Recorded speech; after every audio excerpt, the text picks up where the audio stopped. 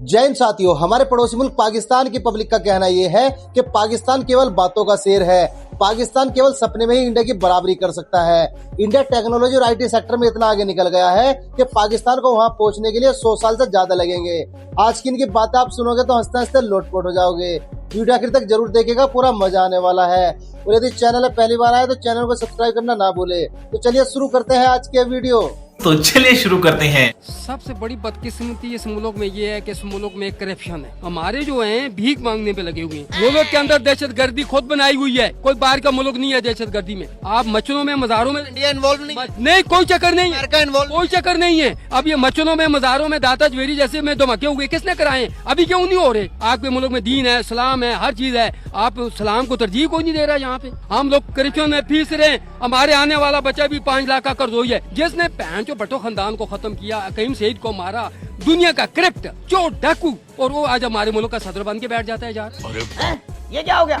ये क्या सुन रहा हूँ मैं? क्या वजह है? जितने भी इस्लामिक कंट्रीज हैं, मोस्टली कुछ कंट्रीज को छोड़ के, मोस्टली अफगानिस्तान, पाकिस्तान, बांग्लादेश, अगर बात कर ले हम सीरिया, अगर हम बात कर ले अपना और जितने भी ऐसे कंट्रीज हैं, वहाँ पे ही क्यों इस तरह की कंडीशन है कि अफरा तफरी का माहौल है, स्टेबिलिटी नहीं है, जंग का माहौल है? क्या इस्लामिक कंट्री से अल्लाह खुश नहीं है? भाई कुरान पढ़ के देखे ना जी, कि अल्लाह तबारक तआला ने कुरान पाक का मजमून है मुबारक कि कुफार आप कभी भी खुश नहीं हो सकते जब तक तुम उनके पूरे के पूरे इस्लाम को छोड़ के उनके पीछे ना चलना शुरू हो जाए। नहीं तो कुफार को खुश करने की बात ही नहीं हम कर रहे। मैं कह रहा हूँ हम क्यों नहीं खुश? कुफार को कि मैंने जिक्र ही नहीं किया। पहले इसका जवाब दिया, हमारा अल्लाह के साथ ताल्लुक ही मजबूत नहीं है। ये कोई महंगाई या अफरा तफरी, ये फितने, हल सिर्फ और सिर्फ अल्लाह और उसके नबी के इताअत में है। ठीक है, तो पाकिस्तान में तो फिर शरी कानून आना चाहिए, इस्लामिक कानून आना चाहिए। कैसे कैसे लोग रहते हैं यार यहाँ पर। आपका कोई हक है कि पाकिस्तान के कश्मीर पे अब आप प्रोपेगेंडा करने हैं कि जनाब जैश ए मोहम्मद और लश्कर तैयबा जो है उनको छोड़ा जा रहा है कि वो लोग पीसफुल प्रोटेस्टर्स हैं उनके ऊपर। तो क्वेश्चन ये है कि आपके मीडिया को क्या ये स्पिन दिया गया है कि वो जो कश्मीर के अंदर पीसफुल प्रोटेस्टर पे बैठे हुए हैं तो है जी कि पाकिस्तानी गवर्नमेंट उनको जी जैश ए मोहम्मद के जरिए मरवाने लगी है। ये आप जो नैरेटिव आपका मीडिया बिल्ड कर रहा है, ये क्यों आप पूरा की ये जो इंतशार पसंदाना सोच रखता है आपका मीडिया, या के पीछे रॉ की तरफ से लाइन आती है? कल साहब ये प्रॉब्लम पता है क्या है मोहम्मद शीमा साहब? हर कंट्री के हर बाशिंदे का कैरेक्टर वो बन जाता है जो उस कंट्री का है। आपकी कंट्री में हुकूमत नहीं है इसलिए कोई हुकूमत दिखती है तो आपका अटेंशन आती है। आपके यहाँ मीडिया नहीं है आपको इसलिए हमारा मीडिया दिखता है कि ये इतना खुला कैसे है। आपके यहाँ आप क्यों नहीं कर सकते? आपको हक छोड़ो, आप में किसी में हिम्मत नहीं है। लेकिन आपने जो बोला मैं उसको आपके शो पर चैलेंज करता हूँ। इंडिया कहते हैं कश्मीर जो है वो अटूट अंग है हमारा। हम कहते हैं कश्मीर शहर है। हमारी असल हकीकत क्या है, जरा हमारी ऑडियंस को बताइएगा। असल हकीकत ये है पाकिस्तान का कश्मीर है अच्छा खासा, और ये इंडिया वाले उसमें हाँ तो है ना, जारी बात है।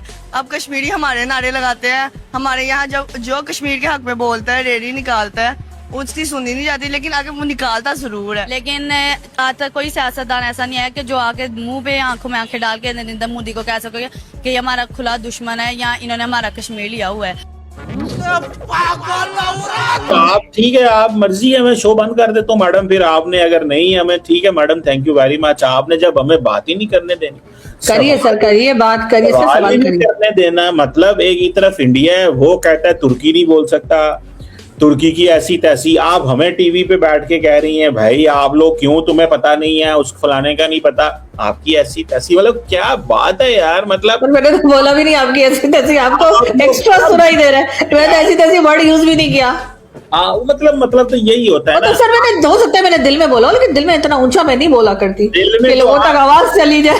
दिल में तो आप पता नहीं पाकिस्तान के बारे में क्या क्या बातें करती रहती हैं, लेकिन the point here is Pakistan को आप क्या क्या कहती रहती हैं दिल में, वो कहीं आप सर पाकिस्तान को मैं कुछ नहीं कहती सर। पाकिस्तान पे कब्जा करने वालों को, पाकिस्तान के ऊपर अपनी धौंस जमाने वालों को, पाकिस्तान चलाने वालों को कहती हूँ सर। पाकिस्तान मेरी कंट्री, मैंने उसको कभी कुछ नहीं कहा। देखें आपकी पहचान पाकिस्तान से, ठीक है, बिल्कुल। आप जितना मर्जी बुरा भला कहें, अब आप पैदा यहाँ पे हो चुकी हैं, दुबई वाले सर मैं कह रही हूँ ना आपसे, आप कुछ भी बोलो ये नहीं सुनने वाला। जरूरत बन चुका है हर कंट्री की नेपाल इंडिया के साथ रिलेशन बेहतर करना चाह रहा है, अफगानिस्तान इंडिया के साथ रिलेशन बेहतर करना चाह रहा है, ये और भी कंट्रीज इंडिया की तरफ आ रही हैं।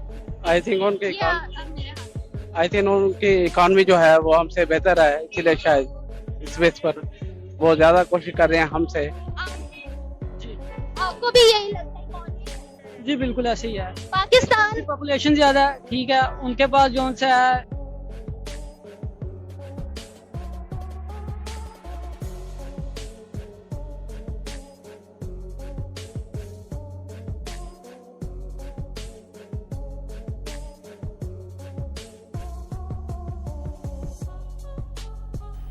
मजा आया, और मैं ये जो मजा है हिंदुस्तान के हर व्यक्ति को देना चाहता हूं। नाराज हो गए इंडिया अमेरिका से कि तुमने जंग में जो है वो खुश तो है कि चलो सीज फायर अमेरिका ने करा दिया, लेकिन अंदर से खासे नाराज हैं कि हमारा साथ दो, जो हम कहते हैं ना वो पाकिस्तान को कहो। आपको लगता है कि ये India is asking too much to other countries? नहीं सर, मुझे ऐसा नहीं लगता। अगर उनको ये लगता है कि तुर्किया हो या कोई भी दूसरी कंट्री अगर वो इंडिया से बात करना चाहती है और उनकी शर्तों पे कर सकती है तो फिर वो ये बात कर रहे होंगे। अगर उनको ये लगेगा कि इंडिया की कोई इंपॉर्टेंस ही नहीं है और उनकी बात को नहीं सुना जाएगा, या तुर्किया इतना इम्पोर्टेंट कंट्री नहीं है कि जिसके साथ भारत रहना चाहे, कई बार सर भगाने के लिए भी लोग ऐसी बातें कर देते हैं कि जिससे कि अगला जो है वो काम करे ही ना, तो उनके पास बहाना आ जाए कि चलें जी आपने तो हमारी बात ही नहीं सुनी तो हम आपसे बात नहीं कर रहे। लेकिन बात फिर वही आ जाती है, हमारी तरफ भी तो हम कुछ इसी किस्म की हरकतें करते हैं ना कि अफगानिस्तान वाले हो जी वो वहां क्यों चले गए, उन्होंने भारत से क्यों बात कर ली, वो भारत के साथ ट्रेड करने की बात क्यों कर रहे हैं। और इसी तरीके से सर हमने जो है वो बाकी कंट्रीज के साथ भी हमने यही सिलसिला करके रखा हुआ है। अब अरे कौन भौंक रहा है ये बदतमीज? इंडिया की सरकारी कंपनियां तो सरकारी कंपनियां, प्राइवेट कंपनियों ने भी धूम मचा दिया है। पहला प्राइवेट रॉकेट लॉन्च कर दिया गया है विक्रम 1। 2018 में इसरो के 2 इंजीनियर्स थे, 2 साइंसदान थे जिन्होंने इस पे वर्क करना शुरू किया और आज फाइनली स्काईरूट एरोस्पेस की तरफ से ये लॉन्च कर दिया गया है। पाकिस्तानी पब्लिक हमारे साथ मौजूद है, इनसे पूछेंगे कि आखिर पाकिस्तान की जो प्राइवेट कंपनीज है वो पाकिस्तान के लिए इस तरह से काम करती क्यों नहीं नजर आती, स्पेस में हम इंडिया से डिकेड्स पीछे क्यों हैं, ये इन्हीं से जानने की कोशिश करते हैं। अस्सलाम वालेकुम। वालेकुम अस्सलाम। सर क्या नाम है? सैयद आहद नाम है मेरा। सर क्या करते हैं आप? मैं स्टूडेंट हूँ, लॉ LLB कर रहा हूँ। अच्छा, क्या कहना चाहेंगे आप? सबसे पहले आज प्राइवेट रॉकेट लॉन्च कर दिया गया, सेलिब्रेशन हो रही है इंडिया के अंदर, एज अ पाकिस्तानी क्या ओपिनियन है? मैडम देखें, हमारा ओपिनियन यही है कि इंडिया के लोग इस टाइम तरक्की पे इसलिए हैं कि वो एक दूसरे की टांगे नहीं खींचते। ठीक है। जो बंदा तरक्की कर रहा है वो उसे और प्रमोट करते हैं। ठीक है।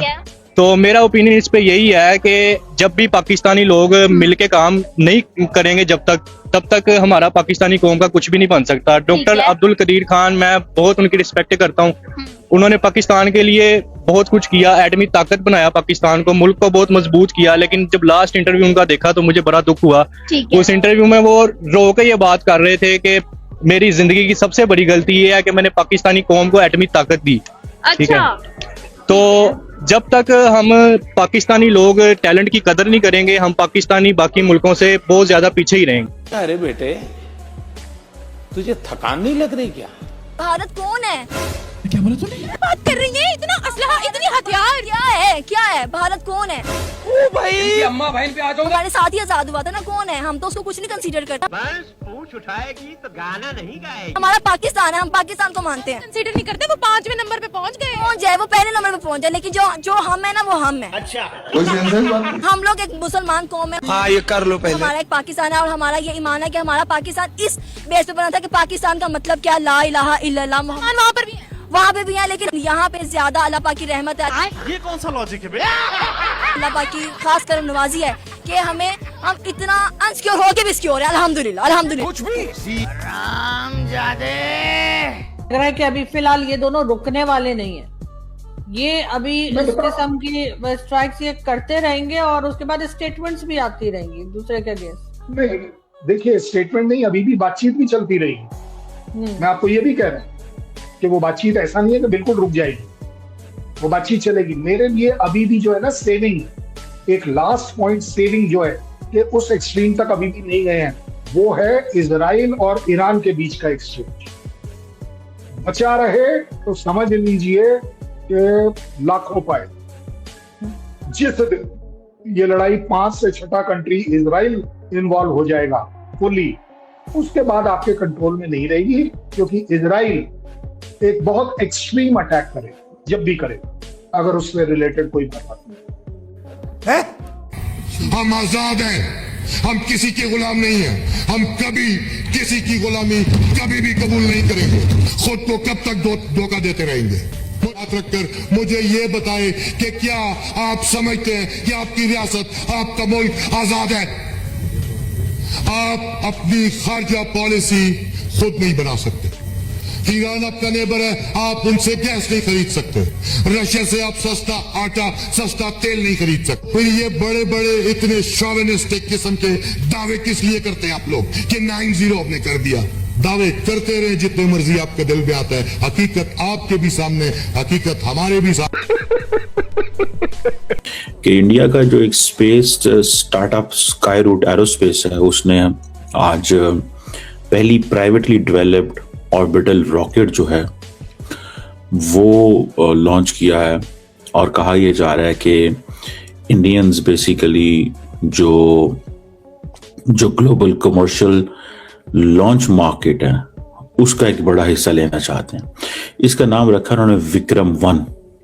ये basically Satish Dhawan space centre जो है वहां से ये रिलीज हुआ, और इसकी वो काफ़ी ज़्यादा शोर इंडिया के अंदर तो बहुत इसका शोर है कि जनाब ये इंडियन स्पेस स्टार्टअप, इसकी शायद इसलिए भी वैल्यू ज़्यादा हो रही है और डिस्कशन हो रही है।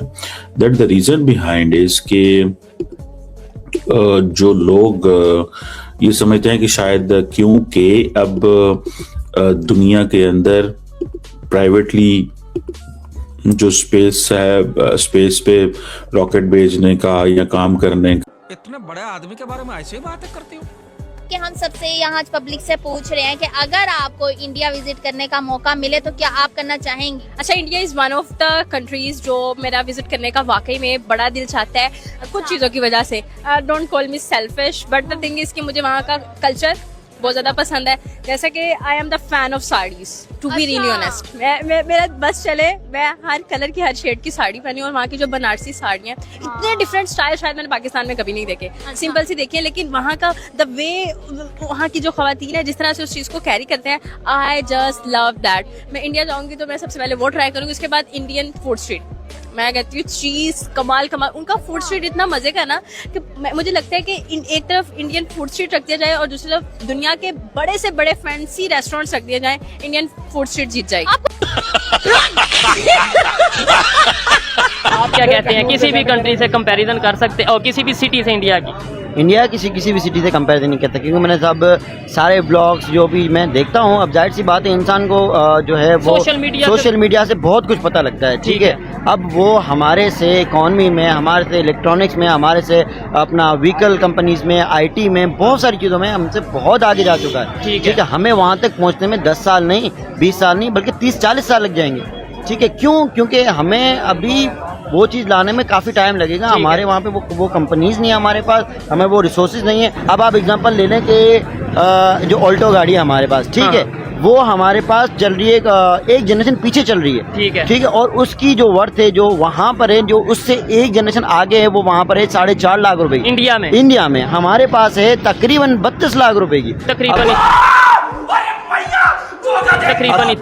मतलब। और अभी वो एक जनरेशन पीछे हमारे वाली अगर सोचेंगे वो जनरेशन वाली गाड़ी जो न्यू जनरेशन हमारे पास आएगी, वो तो फिर 40-45 लाख की होगी। इट मीन्स के 4 नहीं 5 नहीं 6 से 7 गुना महंगी गाड़ी हम ले रहे हैं। क्या समझते हैं आने वाले टाइम पे इंडिया इस सारे जो एशिया है इसके ऊपर रूल करने वाला है या अपनी इकोनॉमी के हवाले से लीड करने वाला है? इकोनॉमी के हवाले से आपको अभी बीच में वीडियो जो न्यूज़ वायरल हुई थी कि बहुत सारे मुमालिकों ने इंडिया की करेंसी में ट्रेड करना शुरू कर दिया है। ऐसे ही है। इसका ये मतलब सीधा है कि उनकी इकोनॉमी बढ़ रही है और डॉलर को जो है उसकी वैल्यू कम की। उन्होंने इलेक्ट्रॉनिक मनी मतलब लाइक पेटीएम इंडिया, UPI पे इंडिया, ऐसी एप्स बना दिया। आप जाएं, आप वहाँ पे QR कोड स्कैन करें, आपकी पेमेंट हो जाएगी। हम यहाँ पे टेंशन में होते हैं, चलो पे तो करेंगे, ठीक है, मोबाइल रहेगा तो पे करेंगे ना। ऐसे ही है। और नहीं, फिर भी वो पैसे अगर पास रखते हैं तो भी टेंशन रहती है। यही चीज अगर मोबाइल में आ जाती है, सब कुछ जो सा हमारा सिस्टमेटिक हो जाता है, तो काफी हद तक आसानी हो सकती है। आसानी हो सकती है।